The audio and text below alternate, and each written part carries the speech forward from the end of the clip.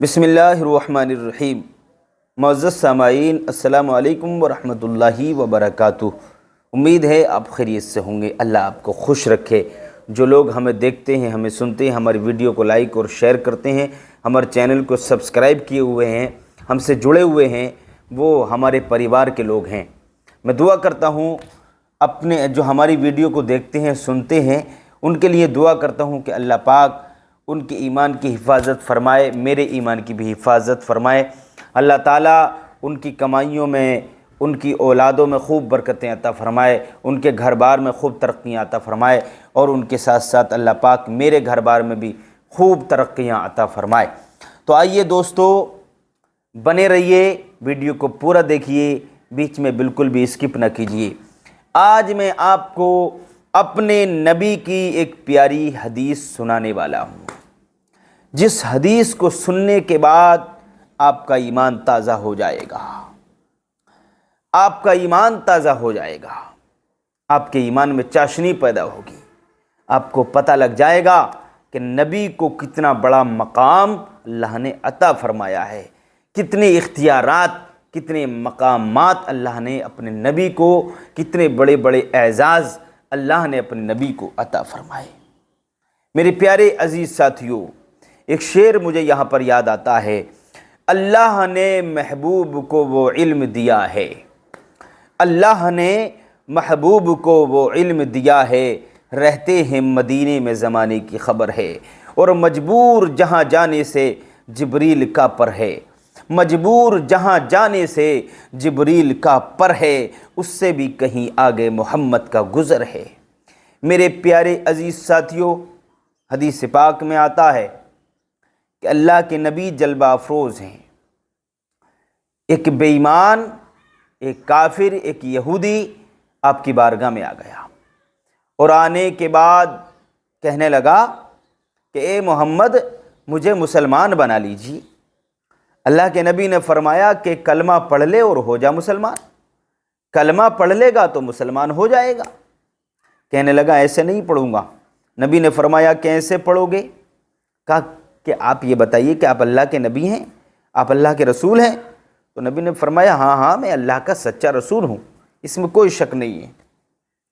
तो वो कहता है कि अगर आप अल्लाह के सच्चे रसूल हैं, अल्लाह के नबी हैं, अल्लाह के सच्चे रसूल हैं, तो मुझे कोई मौजज़ा दिखाइए। अल्लाह के नबी ने फरमाया तू क्या मौजज़ा देखना चाहता है? तो कहने लगा कि ये जो आपके बराबर में दरख्त है, पेड़ है, इसको अपने पास बुला लो। जब ये दरख्त आपकी बात सुनकर आपके पास आ जाए, आप इसको अपने पास अगर बुला लें, अगर ये मौजज़ा आपके हाथ से सादिर हो जाए, आपकी ज़ात से सादिर हो जाए, ज़ाहिर हो जाए, अगर ये मौजज़ा हो जाए, अगर इस पेड़ को आप अपने पास बुला लें और ये पेड़ आ जाए, तो मैं कलमा पढ़ के मुसलमान हो जाऊंगा। देखिए, तो नबी ने ये नहीं फरमाया कि नहीं मैं नहीं बुला सकता, मेरे पास पावर नहीं है, मेरे पास ताकत नहीं है, मुझे मौजज़ा नहीं दिया अल्लाह ने, ये नहीं फरमाया। बल्कि मैं यहाँ पर आपको एक बात से आगाह कर दूँ कि अल्लाह ने जो दीगर अंबिया इकराम हैं, उनको किसी को कोई मौजज़ा दिया, किसी को कोई मौजज़ा दिया, किसी को कोई मौजज़ा दिया, लेकिन अल्लाह ताला ने अपने नबी को सर से लेके पैर तक मौजज़ा बनाकर भेजा है। सरकार सरापा मौजज़ा ही मौजज़ा है, मौजज़ा बनाकर भेजा है। नबी चाहते हैं तो उंगलियों की घाइयों से पानी जारी कर देते हैं, नबी चाहते हैं तो पेड़ को अपने पास बुला लेते हैं, नबी चाहते हैं तो पत्थर भी कलमा पढ़ते हुए नज़र आते हैं, नबी चाहते हैं तो अबू जहल की मुट्ठी में कंकरियाँ कलमा पढ़ती हैं। नबी का, ये नबी का एजाज़ है, ये नबी का पावर है, ये नबी का मौजज़ा है। मेरे प्यारे भाइयों, तो नबी ने ये नहीं फरमाया कि मैं नहीं बुलाऊंगा। जब वो कहने लगा कि इस पेड़ को अपने पास बुला लीजिए, तो नबी के तेवर देखिए, बात को समझने की कोशिश कीजिए। नबी ने फरमाया कि मैं नहीं बुलाऊंगा, ज़ाहिरन नबी ने फरमाया मैं नहीं बुलाऊंगा। अब अगला जुमला इसके सुनने का है, बड़ी गौर से, बड़ी तवज्जो करें, सुनने की बात है आगे कि नबी फरमा रहे मैं नहीं बुलाऊंगा। तो वो سوچنے لگا دل ہی دل میں یہ نبی منع کر رہے ہیں تو میں کلمہ نہیں پڑھوں گا. نبی نے فرمایا میں نہیں بلاؤں گا. وہ دل ہی دل میں بولا میں کلمہ نہیں پڑھوں گا. نبی نے فرمایا میں نہیں بلاؤں گا، تو دل ہی دل میں بولا میں کلمہ نہیں پڑھوں گا. نبی نے فرمایا، آمنہ کے لال نے فرمایا، محمد رسول اللہ نے فرمایا میں نہیں بلاؤں گا، بلکہ تو خود چلا جا اور جا کے کہہ دے کہ تجھے اللہ کے نبی محمد نے بلایا ہے. سبحان اللہ، سبحان اللہ. کتنا بڑا معجزہ، کتنی بڑی طاقت اللہ نے اپنے نبی کو عطا فرمائی ہے. کتنا پاور دیا ہے اللہ نے اپنے نبی کو. تو نبی نے فرمایا تو خود چلا جا اور جا کے کہہ دے کہ تجھے اللہ کے نبی محمد نے بلایا ہے. اب یہ جو ہے کافر یہودی چلا گیا پیڑ کے پاس. تو پیڑ کے پاس کہنے لگا یا ایھا الشجر ان محمدن یدعوک، اے پیڑ تجھے اللہ کے نبی محمد نے بلایا ہے. تو جب حدیث پاک میں آتا ہے کہ پیڑ جو ہے آگے پیچھے ہلا، دائیں ہلا بائیں ہلا، ادھر ہلا ادھر ہلا اور اکھڑ گیا. پھر جب اس نے کہا تو پیڑ نے یہ نہیں دیکھا کہنے والا کون ہے، بلکہ پیڑ نے دیکھا کہ بھیجنے والا کون ہے. پیڑ پیغام، نبی کا پیغام سن کر نبی کا بھیجا ہوا جو قاصد تھا وہ کافر ہے، یہودی ہے، لیکن پیڑ نے یہ نہیں دیکھا کہ کون کہہ رہا ہے. پیڑ نے یہ دیکھا کہ بات کس کی کہہ رہا ہے، نبی کی بات لے کر آیا ہے، نبی کا پیغام لے کر آیا ہے.